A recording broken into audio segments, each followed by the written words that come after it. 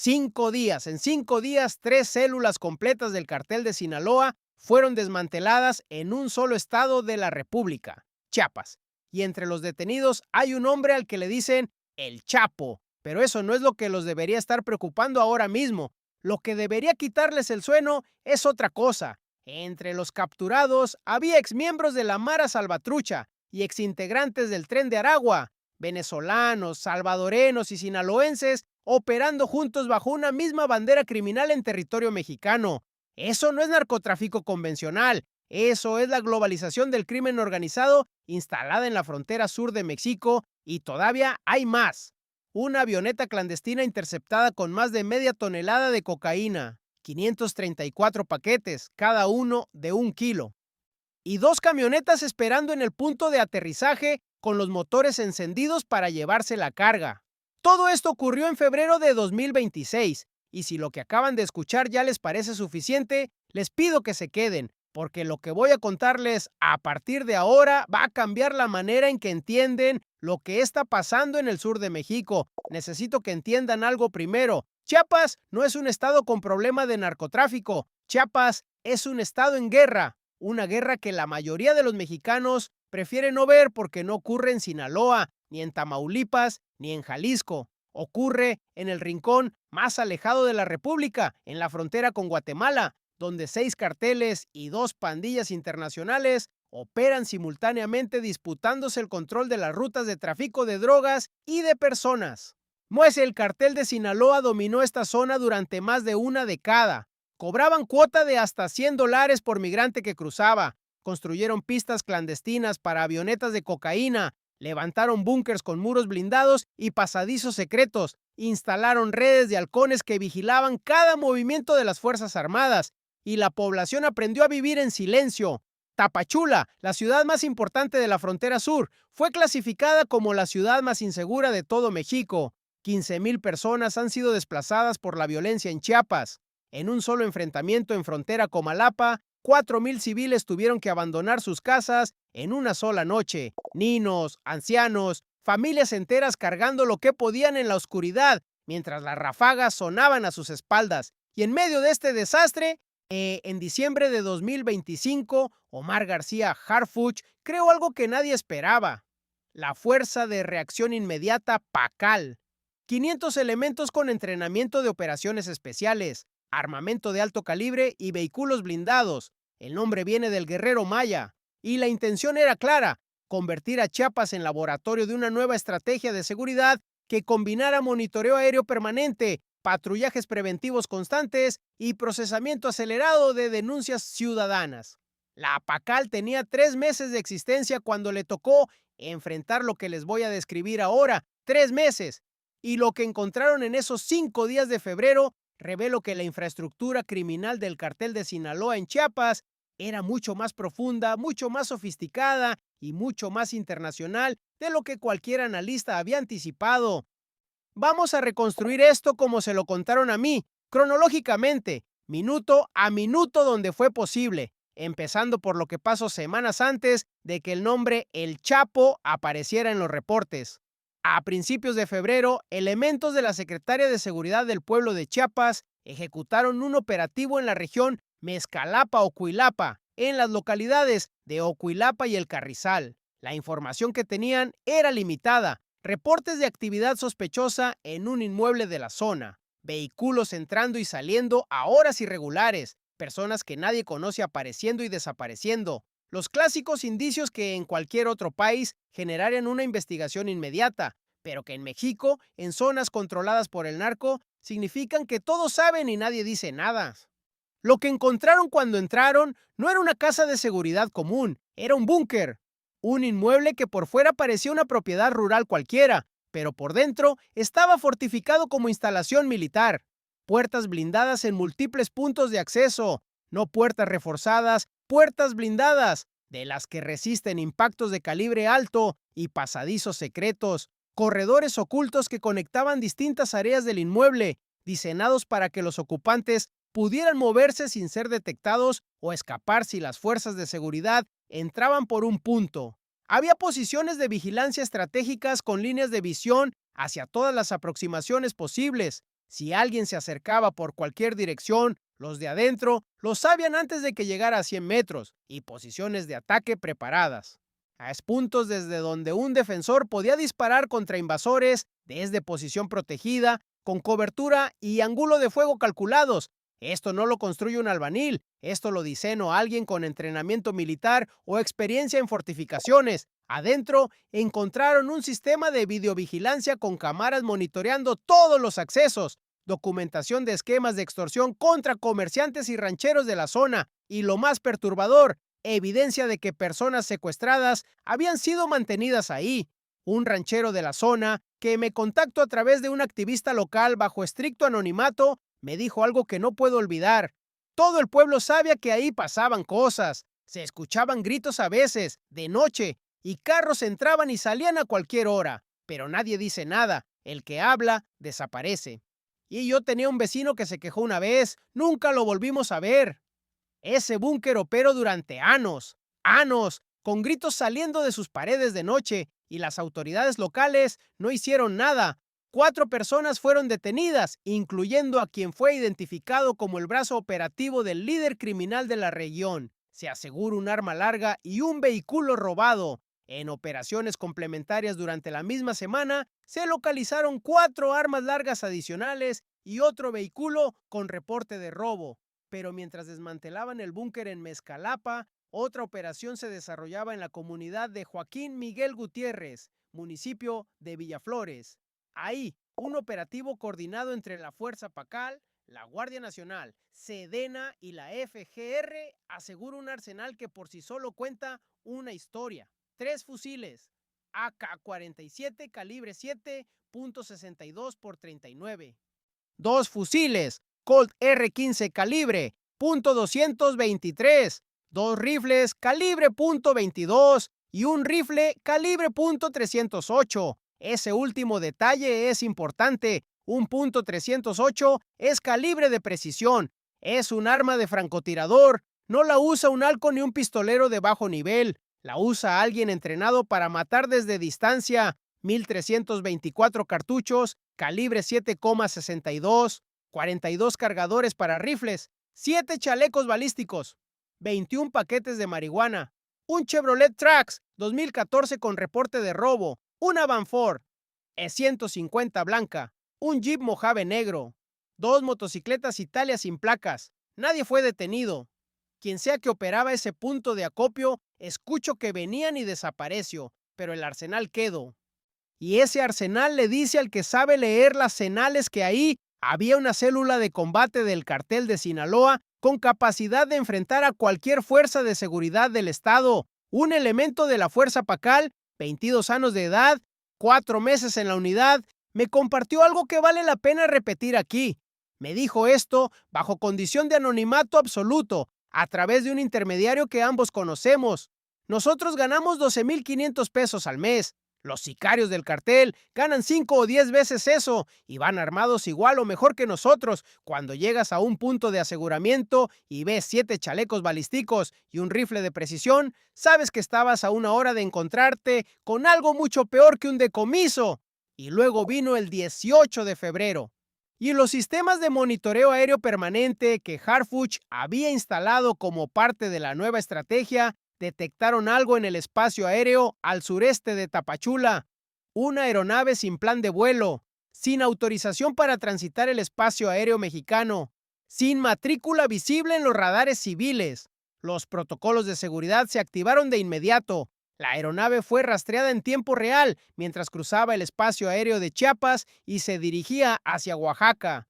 Aterrizó en la localidad de Guamuchil, municipio de San Dionisio del Mar, en la costa oaxaquena. Cuando las fuerzas de seguridad llegaron al punto de aterrizaje, encontraron la aeronave, 534 paquetes de cocaína, cada uno de aproximadamente 1 kilogramo, más de media tonelada de droga pura, y junto a la aeronave 2 camionetas, con los motores encendidos, listas para cargar la mercancía y desaparecer. Los conductores habían huido, pero la carga estaba intacta. Voy a poner eso en perspectiva para que dimensionen de qué estamos hablando. Media tonelada de cocaína pura en el mercado mayorista de Estados Unidos vale entre 15 y 25 millones de dólares. En el mercado callejero, procesada y cortada para venta al menudeo, puede generar hasta 50 millones. En dosis individuales, estamos hablando de aproximadamente 5 millones de dosis. 5 millones de personas podrían haberse intoxicado con lo que iba en esa avioneta, en una sola carga, en un solo vuelo. Y la pregunta que nadie quiere hacer es cuántos vuelos como ese pasan cada semana sin ser detectados, porque los sistemas de monitoreo atraparon Pero la Sedena ha destruido 10.611 pistas clandestinas en los últimos 20 años. 5.089 de ellas eran del cartel de Sinaloa. 10.000 pistas. Eso no es un problema de seguridad. Es una industria paralela de aviación criminal operando dentro del territorio mexicano. Harfuch confirmó personalmente el decomiso. Sedena, Marina, FGR, Guardia Nacional y SSPC participaron en la operación. Fue una intercepción limpia, pero lo que revela es más profundo que una media tonelada de cocaína. Revela la existencia de una red logística sofisticada que conecta puntos de producción en Centroamérica con pistas de origen en el sureste de Chiapas, corredores aéreos calculados para evadir detección, pistas de aterrizaje preparadas en Oaxaca y equipos terrestres posicionados con vehículos para distribución inmediata. Piloto entrenado, ruta precalculada, equipo de tierra coordinado. Esto no es improvisación, esto es logística militar aplicada al tráfico de drogas. Y entonces llegó el 21 de febrero. La carretera Tuxtla, Gutiérrez Ciudad Cuauhtémoc, tramo ramal aeropuerto a 25 kilómetros de la capital de Chiapas. Elementos de la Fuerza Pacal y la Guardia Estatal Preventiva realizaban patrullajes preventivos cuando detectaron un convoy de 4 vehículos que levantó todas las alertas. Toyota Tacoma naranja, Nissan Tida gris, Honda CR-V blanca, Dodge Journey gris.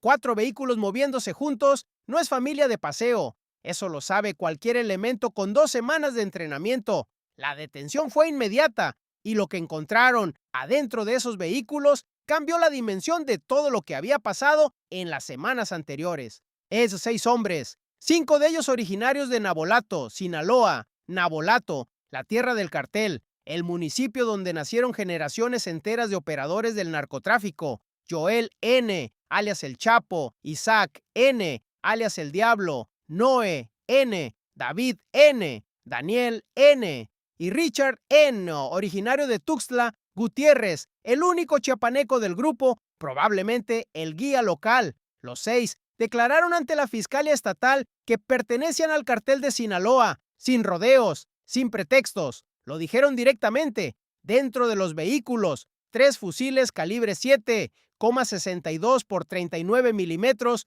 con cargadores llenos, 4 armas cortas calibre 9 milímetros con cargadores cargados, 322 cartuchos adicionales de calibre 7,62, un chaleco balístico, 7 accesorios balísticos, 10 cargadores para armas cortas, 13 cargadores para armas largas, 36 bolsas de plástico con cocaína, efectivo en cantidades no especificadas, 5 radios de comunicación, 14 teléfonos celulares, un dron, una navaja, un portaplacas negro y 68 poncha llantas, 68. Esos dispositivos metálicos diseñados para reventar los neumáticos de cualquier vehículo que los persiga. No los carga alguien que va de paso, los carga alguien que espera ser perseguido, alguien que sabe que puede tener que huir por carretera y necesita asegurarse de que nadie lo siga. Eso es equipo de contraemboscada. Eso es mentalidad de operador de guerra en carretera. El dron es otro detalle que no se puede ignorar. Un dron en manos de una célula criminal no es un juguete,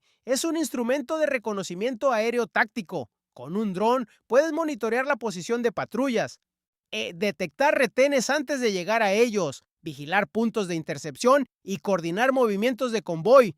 Eso no lo hace un grupo improvisado, eso lo hace una célula con protocolos operativos definidos. Y el Dodge Journey tenía reporte de robo en Tabasco del 10 de noviembre de 2025, 3 meses antes, un vehículo robado en otro estado, transportado hasta Chiapas, incorporado a una flotilla operativa del cartel.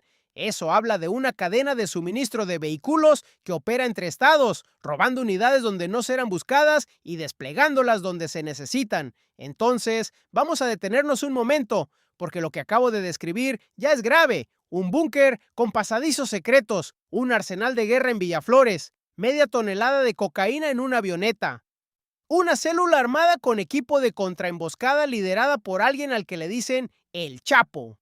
Pero todavía falta lo que pasó al día siguiente. Y lo que pasó al día siguiente es lo que realmente debería estar en la primera plana de todos los periódicos de México. 22 de febrero de 2026. Tapachula. Operaciones simultáneas en múltiples puntos de la ciudad. Participaron la Fiscalía General de la República, la Secretaria de Marina, la Fiscalía de Chiapas y la Secretaria de Seguridad Estatal.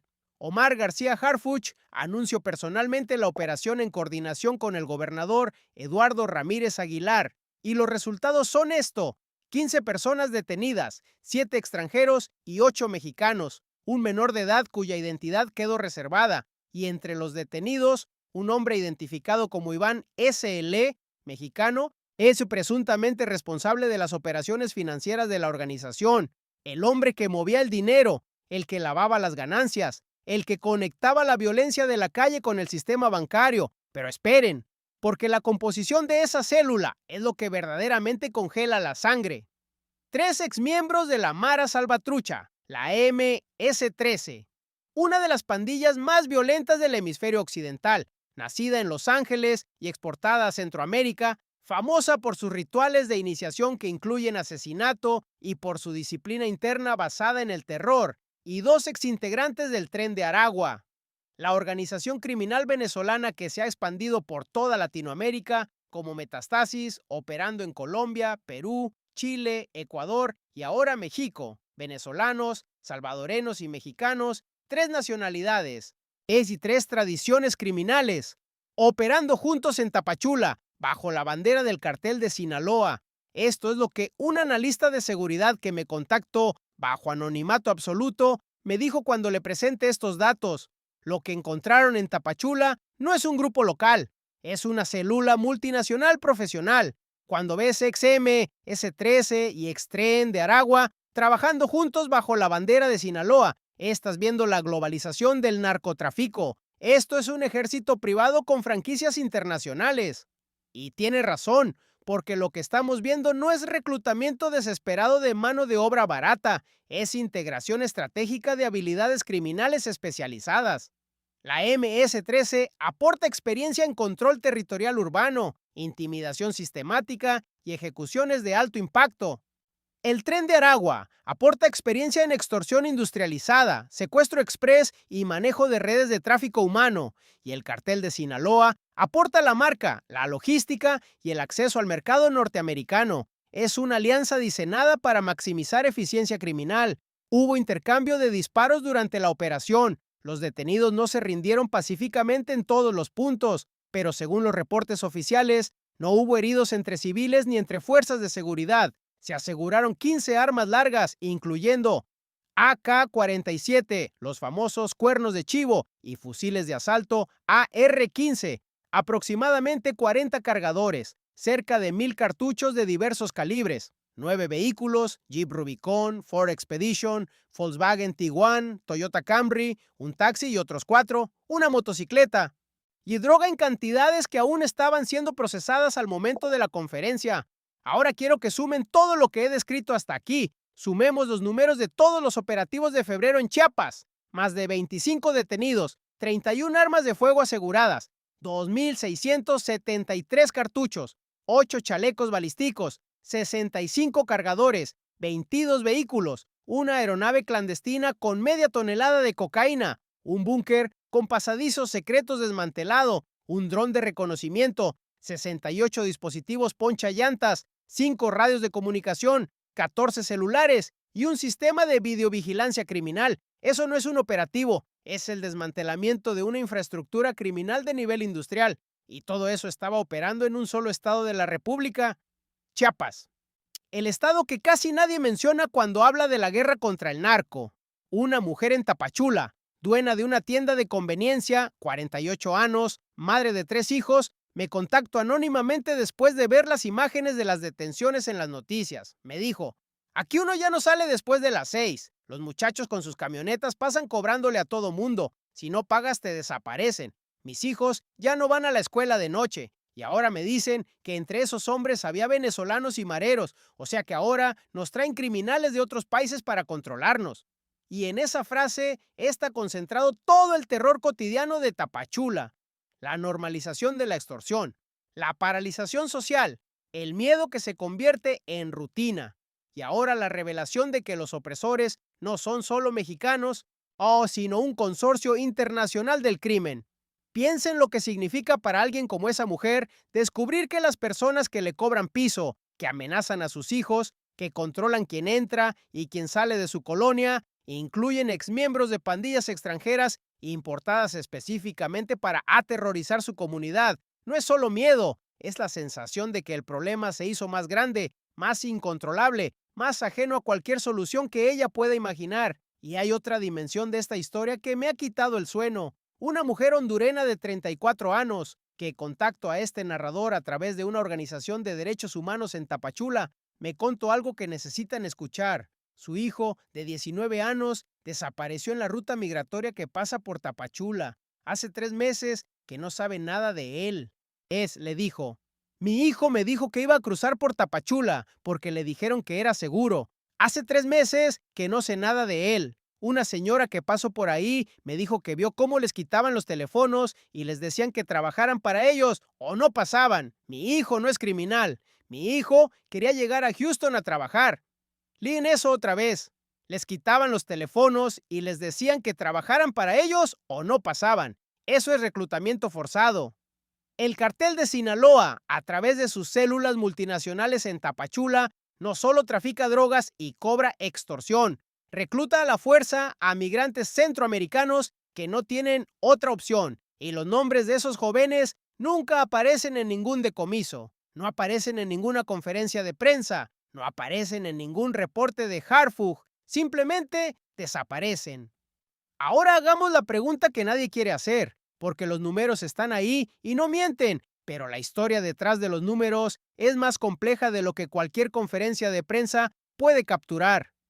25 detenidos, suena a golpe contundente, y lo es. 31 armas menos en la calle, media tonelada de cocaína que no llegara a Estados Unidos, un búnker donde se torturaba gente, desmantelado, un operador financiero que lavaba millones, capturado. Todo eso es real, todo eso importa. Cada arma decomisada es un tiroteo que no ocurrirá. Cada kilo de cocaína asegurado es un paquete que no destruirá una familia en alguna ciudad norteamericana. Cada persona rescatada de ese búnker es una vida que tal vez pueda reconstruirse. Pero aquí viene el otro lado, y necesito que lo escuchen con la misma atención. Cada célula desmantelada será reemplazada en semanas. El cartel de Sinaloa tiene capacidad de reclutamiento prácticamente ilimitada. En Navolato, de donde venían 5 de los 6 detenidos del convoy de El Chapo, hay generaciones enteras de jóvenes que no conocen otra economía que la del narcotráfico. Y en Tapachula hay miles de migrantes desesperados que pueden ser reclutados a la fuerza o por necesidad. Los 25 detenidos son piezas reemplazables en un tablero que no cambia. El dinero real, los líderes reales, la corrupción que permite que un búnker opere durante años con gritos saliendo de sus paredes sin que nadie investigue, nada de eso fue tocado por estos operativos.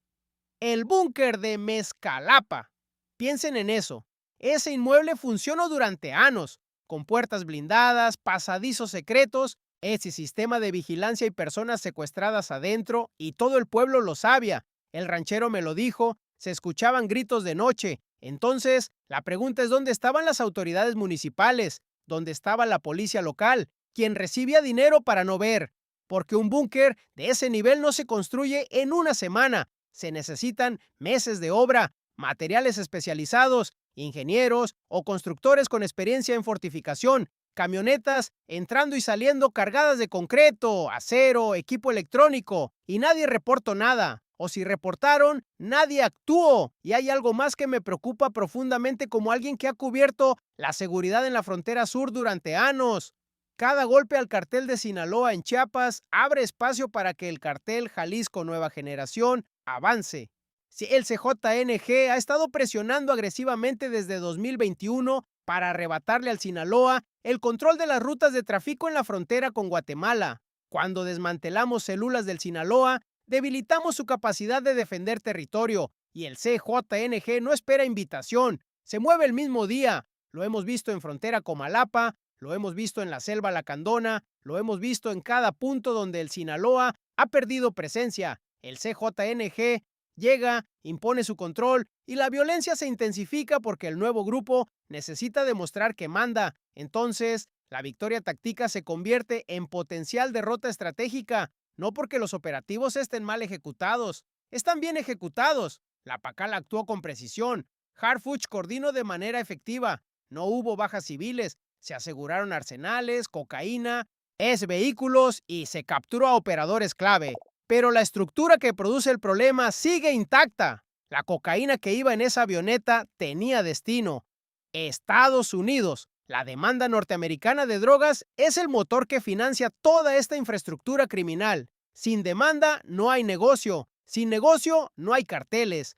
Y las armas que encontraron, los AK-47, los AR-15, los fusiles de precisión, tienen origen. La gran mayoría de las armas que decomisan en México entraron desde Estados Unidos a través del tráfico hormiga, que mueve miles de armas cada año por la frontera norte. México pone los muertos, Estados Unidos pone la demanda y las armas, y los precursores químicos para producir la metanfetamina que el cartel de Sinaloa fabrica en laboratorios como el que fue desmantelado en Chiapas en agosto de 2025, pues donde se decomisaron 2.5 toneladas de cristal y 4 toneladas de sustancias químicas. Esos precursores llegan predominantemente de China, a través de puertos del Pacífico, por envíos comerciales camuflados, por rutas marítimas que nadie fiscaliza con suficiente rigor.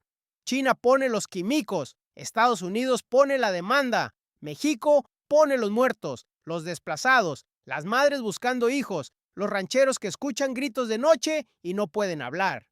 Y la pobreza. No podemos hablar de narcotráfico sin hablar de pobreza.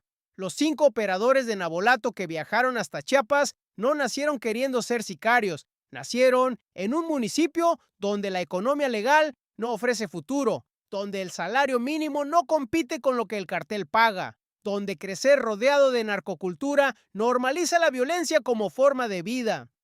Y los migrantes centroamericanos que son reclutados a la fuerza en Tapachula están ahí porque Honduras, Guatemala y El Salvador no les ofrecieron nada. La madre hondurena perdió a su hijo porque Houston parecía mejor que la miseria, y el cartel capturó a ese hijo porque la desesperación de otros es su principal recurso de reclutamiento. La Fuerza PACAL tiene 500 elementos para cubrir un estado donde 6 carteles operan simultáneamente. ¡500! Si el Estado necesita una fuerza de élite de ese tamaño solo para Chiapas, y hay 32 estados en la República, ¿cuántos soldados de élite necesitaría México para ganar esta guerra? Hagan la cuenta, y si el número es imposible, entonces la pregunta es otra. ¿Es esta una guerra que se puede ganar con operativos, por más efectivos que sean? ¿O necesitamos algo fundamentalmente diferente? No tengo la respuesta, y desconfío de quien diga que la tiene. Lo que sí puedo decirles, desde la experiencia de alguien que lleva años recibiendo estos testimonios, cubriendo estas operaciones, contando estos números, es que cada operativo cuenta, cada arma decomisada importa, cada persona rescatada de un búnker merece que alguien haya arriesgado su vida para sacarla de ahí. Pero si no atacamos las raíces, si no confrontamos la demanda, la pobreza, la corrupción y la impunidad que sostienen este ciclo, estaremos aquí el próximo mes contando los mismos números con nombres diferentes. Y quiero detenerme en algo que casi nadie menciona en los análisis de seguridad, pero que define la tragedia de fondo. La economía del narcotráfico en Chiapas no solo destruye vidas directamente, reestructura comunidades enteras. En las zonas donde el cartel opera, el narcotráfico se convierte en el principal empleador. Jóvenes que podrían trabajar en el campo, en talleres, en comercios, descubren que el cartel paga más en una semana de lo que ganarían en un mes de trabajo honesto. Y no es que quieran ser criminales, es que la alternativa es la pobreza extrema, la migración o la invisibilidad total. Cuando el Estado llega con operativos y desmantela la estructura criminal, también destruye la única fuente de ingreso que conocían esas comunidades, y nadie llega detrás del ejército con programas de empleo, con escuelas, con clínicas, con alternativas reales. El ejército se va, el cartel se reorganiza y el ciclo comienza otra vez. Hay algo que un veterano de seguridad me dijo una vez y que no he podido olvidar. La guerra contra el narco no se pierde en los operativos, se pierde en todo lo que no hacemos entre operativo y operativo.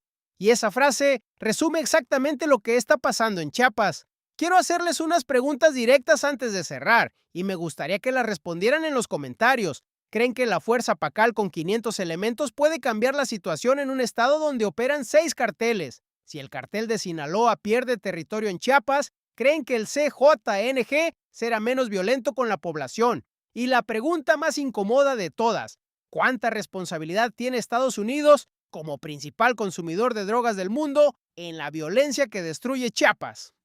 Esto es lo que pasó en 5 días de febrero en el estado que nadie voltea a ver. 3 células desmanteladas, media tonelada de cocaína interceptada, un búnker con pasadizos secretos donde se torturaba gente, un operador financiero capturado, exmiembros de la MS-13 y del Tren de Aragua operando para el cartel de Sinaloa, 25 detenidos, 31 armas de fuego, 2,673 cartuchos y una madre hondurena que lleva 3 meses sin saber dónde está su hijo. Mientras ustedes escuchaban esto, en alguna pista clandestina de Chiapas probablemente aterrizó otra avioneta y en alguna casa de seguridad de Tapachula alguien está planeando cómo reemplazar a los que cayeron. Si este contenido les pareció importante, si creen que esta información merece ser escuchada, denle like, no como favor a mí, sino porque cada like hace que más personas se enteren de lo que pasa en los rincones de México que nadie cubre.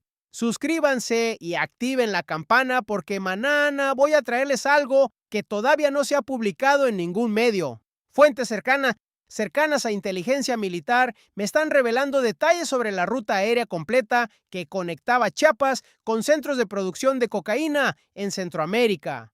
Hay una red de pistas clandestinas que aún no ha sido divulgada, y el interrogatorio de Iván Sociedad Limitada, el operador financiero capturado en Tapachula, está arrojando información sobre cómo se lavaba el dinero del cartel en la región y que empresarios locales participaban del esquema. Si eso se confirma, lo que vieron hoy fue apenas el primer capítulo. Nos vemos mañana. Cuídense. Y no olviden, lo que pasa en Chiapas les afecta a todos.